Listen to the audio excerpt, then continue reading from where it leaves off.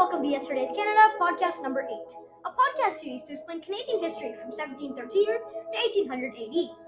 This is an 8-podcast series being posted on YouTube under the name Prehistoric Pixel. These podcasts will showcase major events, disputes, battles, and more.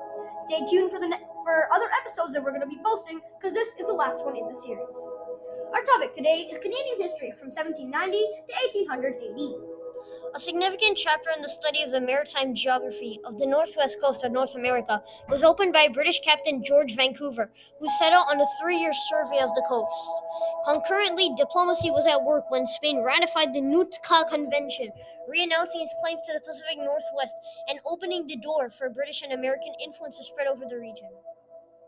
Amid these seafaring endeavors and global diplomacy, a momentous event occurred on October 7th, when New York granted Vermont entry to the Union. Oh my God, so interesting. Talk about something better. This ruling, along with the removal of New York's authority over contested areas, was highlighted by how the country's political climate was changing. Shut up! In English. Cool. In the meantime, administrative reorganization changed the structure of government inside Canadian territory. After being divided into 2 districts previously, Lower Canada was now divided into 3, reflecting an attempt to simplify government and take into account the region's varied linguistic and cultural fabric. During this time, Lower Canada's population was determined to be 160,000 by the first ever comprehensive Canadian census. In Upper Canada, however, there was only a pitiful 14,000. 14,000, that's so little. Even Nunavut has more. True. The careful investigations of British Captain George Vancouver along the northwest coast took place against the backdrop of these governmental developments.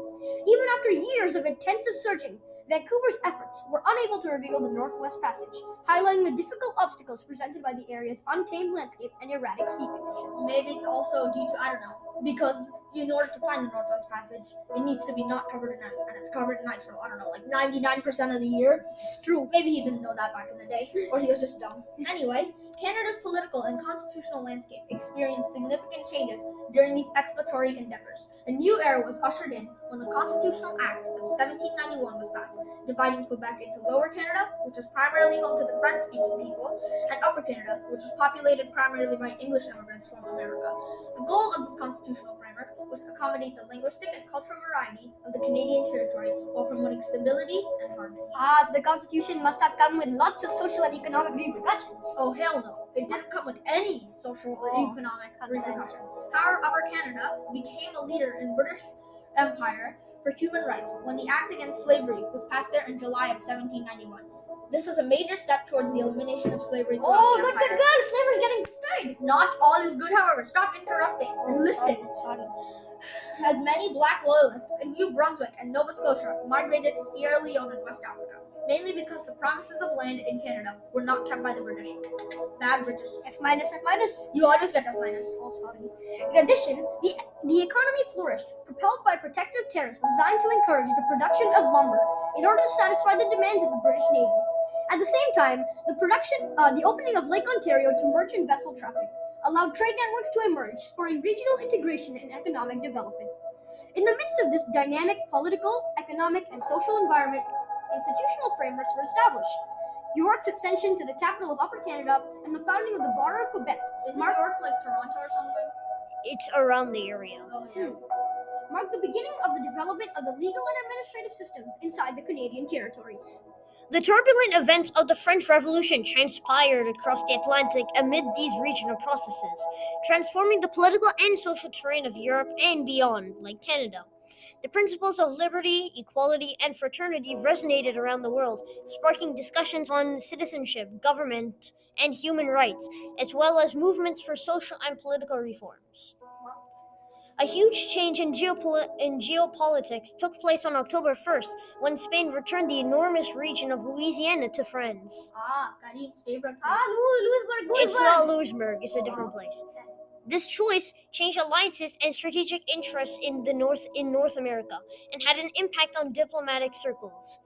When Louisiana was returned to French rule, it was a dramatic turn of events for Spain, who had earlier purchased the region of France through a secret pact.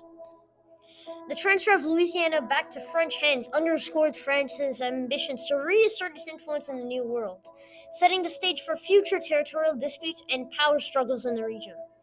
This pivotal event would ultimately culminate in the historic Louisiana Purchase, wherein the United States would acquire the territory from France, further altering the geopolitics Oh, the US landscape. took over Louisburg. That is very It's bad. not Louisburg. Oh, sorry.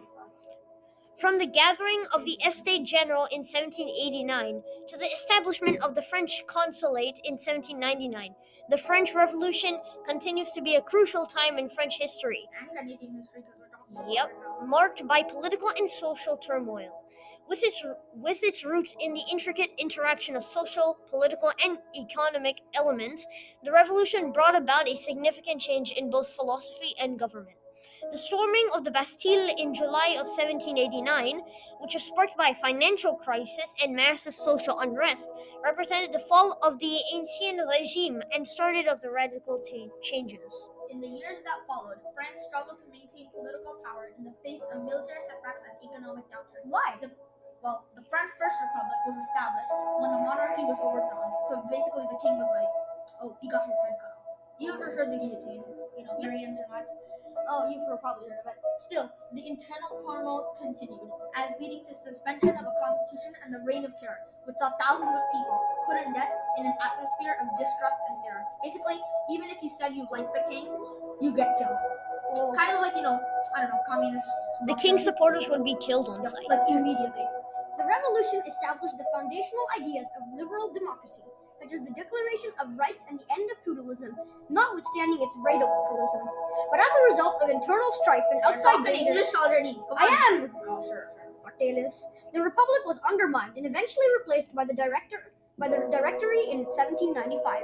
Napoleon Bonaparte's, oh yes, him, coup in 1799 finally brought an end to the revolutionary era and ushered in a new one for French history when the consulate took control. The French Revolution's influence is still present in contemporary French politics, And Canadian politics. true, acting as a pillar of democratic values. Democratic. But how does the French Revolution affect Canada?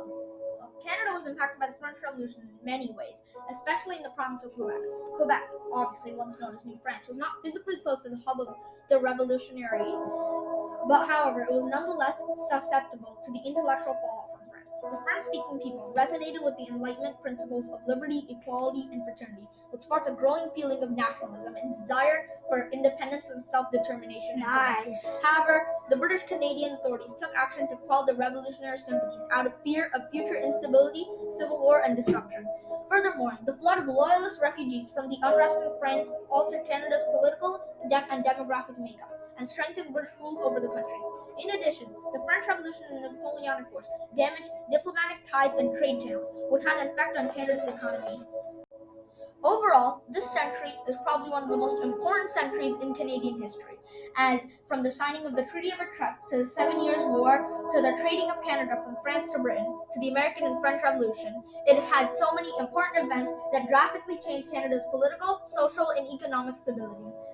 It led us on the road to Confederation, and also began the cultural and linguistic diversity of Canada. Overall, this was one of the most valuable centuries in Canadian history. That is all for today's daily podcast. Make sure to subscribe to Prehistoric Pixel and stay alert for other videos and episodes that we'll be posting. Make sure to check out all the other episodes in our series of Yesterday's Canada. This is Yesterday's Canada, tuning out!